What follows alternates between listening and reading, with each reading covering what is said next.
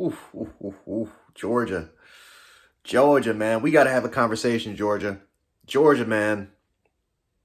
You guys are in some serious fucking trouble. And listen, you guys are still going to be in the playoff conversation, even despite you getting your ass kicked by Ole Miss, at least 25-10. You never know. Ole Miss could drive down the field and score. It is what it is. But this game's over. Georgia's offense has been abysmal for pretty much the season. They've had some flashy moments here and there, but the first half against Alabama, they were shaky as all hell. Shaky as all hell. The second, before that, you had the Kentucky game, where Georgia's offense was anemic for the entirety of that game, especially their passing attack. Then that offense against Texas was terrible.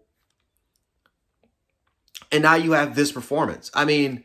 Georgia's passing offense, it's been up and down. And Carson Beck has been up and down. And I think a big reason why is not just Carson Beck. This is with a lot of college quarterbacks is because these college defenses, they're adapting the NFL style of defenses. They're using a lot of disguised coverages. Split coverage sets. You're starting like these quarterbacks are constantly confused just because of the type of style of defense that's being presented. That first half against Alabama, we confused the shit out of Carson Beck. We were showing him so many different looks and just split coverages that he couldn't really catch on to the game until the second half once him and Bobo was able to make the adjustments. But we've seen, not just that too. Georgia has played against Georgia's offensive line is not as good as it was in the past. It's just not. Again, they faced really good defensive lines, right? Kentucky's defensive line is really good. Alabama's defensive line is good. Ole Miss's defensive line is one of the best in the country. Now Texas has a really good secondary. They might have the best secondary in the country, and they also have a very good defensive line. And now, next week, when you play Tennessee, you might just be playing against the best defense as a whole in the entire country. You're lucky you're not playing against South Carolina. You're lucky you're not playing against that South Carolina defensive line because South Carolina has a great chance of beating this Georgia team now. The SEC is a defensive conference. It just is. This is the year of defense. This reminds me so much of 2012, where you had, Jadeveon Clowney's and Alabama's, the great Alabama defenses and the LSU defenses with Honey Badger and Morris Claiborne and Eric Reed and Sam Montgomery and Michael Brockers and, those Georgia defenses back in the day. With Alec Ogletree kind of leading the charge, Jarvis Jones, Kentucky had killers. This reminds me so much of back in the day of great SEC defenses and these offenses struggling.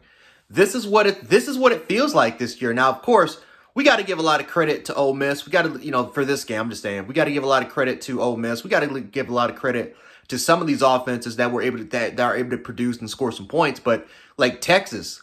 You've seen Texas go against a Georgia, as a Georgia defense that, they got torn up on the defensive line, on the offensive line, torn the F up, right? This conference is not easy to win. It's not easy to win at all. And now we're in a position where Ole Miss is now they're now in a great position again, right? If they don't drop another game, Ole Miss is going to make the playoffs. It's just, man. But honestly, if you're a Tennessee fan, this has got to be great news for you because guess what? If you drop one game, that's not going to be the end of your season. If you're a Texas A&M fan, you got to be elated about this news because guess what happens now? If Texas A&M doesn't drop another game, let's say they drop a game to Texas, and that's the only game they drop. It would be their third loss, but it would be their second conference loss. I don't think a 9-3 A&M squad, I don't think they missed the playoffs. And a lot of people can sit up and say, well, there's no way a 3-loss team is going to make it to the playoffs. Look at this college football season. Look how much parity there is right now. I can't tell you who's going to win the national championship. Iowa State lost today. Miami should have had a bunch of losses, but who knows? That's still on the table for Miami to have a couple of losses as well. Like, let's be honest. Do you think that there's going to be multiple teams in the ACC conference get in? Do you think there's going to be multiple teams from the Big 12 conference that's going to get into the college football playoff? You're going to have, of course, your 4 Power 4 teams. They're automatically going to qualify, no question about it.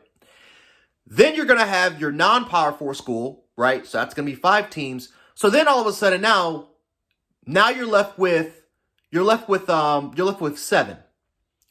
You're left with 7 at-large bids. Well, just my prediction, Ole Miss is going to get in. Tennessee's going to get in. Texas is going to get in. That's 3 right there. So who are the other at-large bids, right? Indiana, and that's if Indiana doesn't drop multiple games, but Indiana may get in, so that's 9. The winner between Oregon and Ohio State, I think I'm just going to put both of them. Both of them are going to get in. That's 11.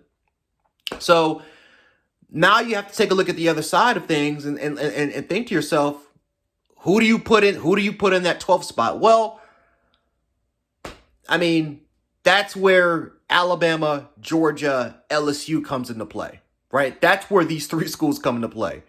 And again, A&M also could take the spot as well, but whew, boy, I mean, this is tough. This is very, very tough, man. Like, this is going to be a fight. Alabama's LSU's game, that is a playoff. And I mean, ladies and gentlemen, that is definitely a playoff eliminator, whoever loses this football game. But Georgia's in trouble. They're in real trouble because Bama's got the tie. Bama's beat them. Bama beat Georgia. And if Georgia... They have 2 losses already. So if Georgia loses next week to Tennessee, which their offense has been, I'm telling you, Tennessee does man, y'all already know what the deal is. Georgia's offensive line, especially at the tackle spots, not as good as they used to. They can't really establish a dominant ground game like they used to. Georgia's in real trouble. They're in real trouble because we have seen 3 to 4 games of evidence when they go against defensive lines that are kind of equal in size or equal in athleticism. When they're equal, they will lose. Those are not fun matchups. Carson Beck's not as good as everyone thought he is, and they're in trouble. Let's just say that they're in real deep shit if they lose to Tennessee. But man, this is exciting. This is exciting. I can't say that much because if we lose, then we're out of the playoff. We're out of the playoff conversation. But we'll see, man. We'll see between Alabama and LSU. That's going to be a playoff eliminator, man. But yeah, Georgia loses to Ole Miss. Ole Miss finally beats a top 10 ranked opponent. And no, I'm not counting that fucking. We're not counting that. We're not counting the Sugar Bowl. No one's going to count that. They finally beat a top ranked opponent in the regular season. Congratulations to them.